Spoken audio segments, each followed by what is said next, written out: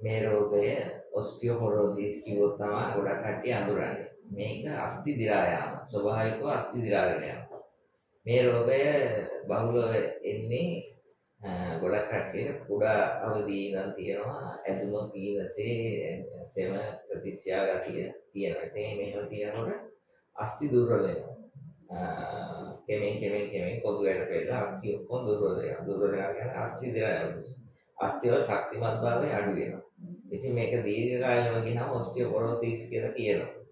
ඉතින් මේ අස්ථි දුර්වල වීම දැන් තියෙන කෙනෙක් දන්නේ නැහැ යාගේ අස්ථි දුර්වල වෙලාද කියලා. ඉතින් ඒක දැනෙන්නේ බරක් මොනවා හරි දෙයක් උස්සන්න ගියපුවාම ඒ දැනෙන්නේ. ඉතින් නිගමනය කරනවා මට මේක උස්සන්න පුළුවන් කියලා. ඒක උස්සන වෙලාවේ මෙයාගේ අස්ථි දුර්වල නම් කොන්දේ වෙනස් වීම වෙනවා. දැන් එහෙම කට්ටිය ඇවිල්ලා තියෙනවා. දැන් මම කෝච්චියක් උස්සන්න හිතෙනවා. ඒක උස්සනකොට කොන්ද වෙනස් වෙනවා. ඒ කොන්ද වෙනස් වෙන්නේ ඒ අස්ථි කුඩු වෙනස් වෙන්නේ කොන්දේ ඒ උස්සන වෙලාවේ ශක්තිමත්කම අඩු වෙනවා. ඉතින් මේක ඔස්ටියෝපොරොසිස්. ඉතින් මේකට සම්පූර්ණයෙන් සුවපත් කරන්න පුළුවන් මේ රෝගී තත්ත්වය. මේක අස්ථි ශක්තිමත් වෙන්න තමයි ප්‍රතිකාර කරන්නේ. මේක පාදයේ වල කර ප්‍රතිකාර කරන්න තියෙන්නේ. ඉතින් මේ රෝගී තත්ත්වය වැඩි වෙද්දී ලේවල පෙරීම, ලේ පිරිසිදු වීම ඒවත් අදාළ වෙනවා. ඉතින් ඒවත් යථා තත්ත්වයට පත් කරලා තමයි ප්‍රතිකාර කරන්න තියෙන්නේ.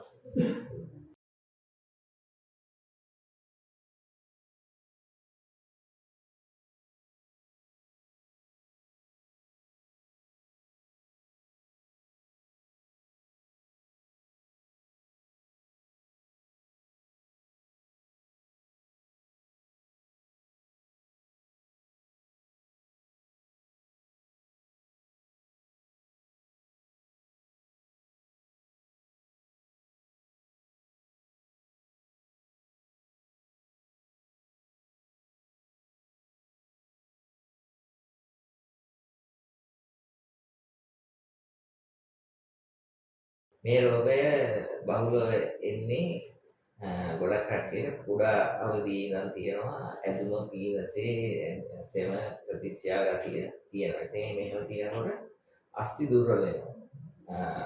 කෙමෙන් කොඳු වැඩ පෙළලා අස්ථි ඔක්කොම දුර්වල වෙනවා. දුර්වල වෙනවා කියන්නේ අස්ථි දිරා යනවා. අස්ථි වල ශක්තිමත් භාවය අඩු වෙනවා. ඉතින් මේක දීර්ඝ කාලෙම ගියාම ඔස්ටියෝපොරොසිස් කියලා කියනවා.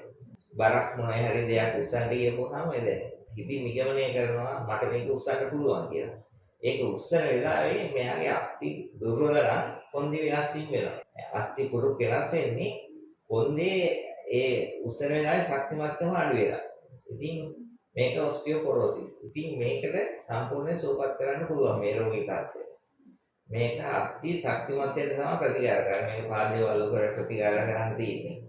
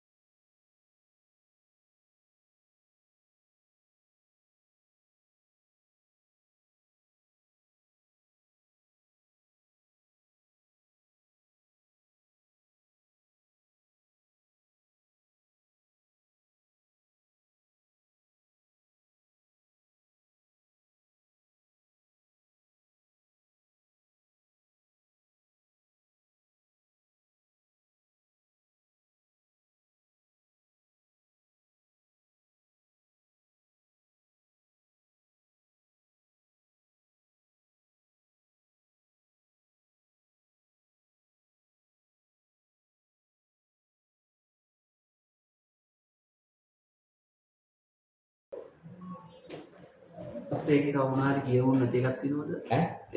ඒ ලෙඩේ මොනවා කියවුන් නැති එකක් තියෙනවද? තව ටිකක් ගන්න තියෙනවද? ඔක්කොම කියවුණා. ඒකේ ඔක්කොම දී කියවුණා. කියවුණානේ. ඔව්. හරි. අපි සයිට් එක ගන්න පොඩ්ඩක් තව එකක් තියෙනවද මහත්තයා? ඔව්. තව එකක් තියෙනවා.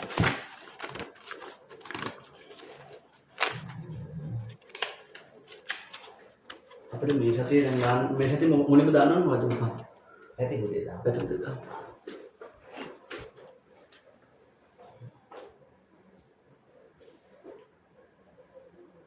बैलेंस कितना दिया मत में बेहतर पड़ता है अरे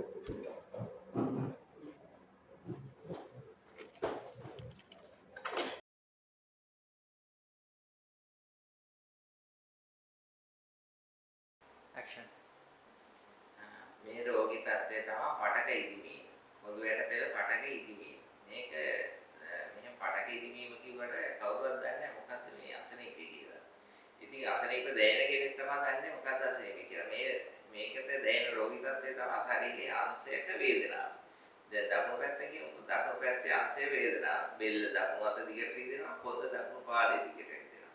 එහෙම නැත්තම් බෙල්ල වම් අත දිගට රිදෙනවා. මේ කොන්ද වම් පාදයේ දිගට වේදනාව වෙනවා.